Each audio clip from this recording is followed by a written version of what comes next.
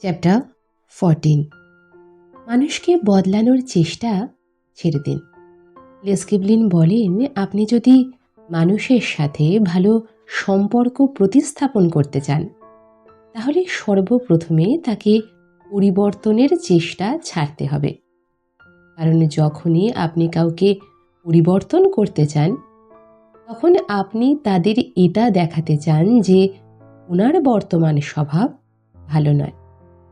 এবার ভাবুন, যদি কেউ আপনাকে বারংবার এটা বোঝায় যে আপনাকে ঠিক এমনটা নয়, এমনটা হওয়া প্রয়োজন, তাহলে কি আপনি তার সাথে জুড়ে থাকতে চাইবেন? না তো, বরং আপনার মনে হবে যে সে আপনার সম্মান করে না। এক্সাম্পল, যদি আপনার কোনো বন্ধুর স্বভাব আপনার পছন্দ না হয় আর আপনি প্রত্যেকবার সেই বিষয়েই কথা বলা শুরু করে দেন, তাহলে আপনার সেই বন্ধু আপনার থেকে নিজেকে বাঁচানোর চেষ্টা করবে। কিন্তু যদি আপনি তার ভালো দিকগুলির জন্য তার প্রশংসা করেন, তাহলে হতে পারে সে ধীরে ধীরে নিজের খারাপ স্বভাবের পরিবর্তন করার চেষ্টা করল।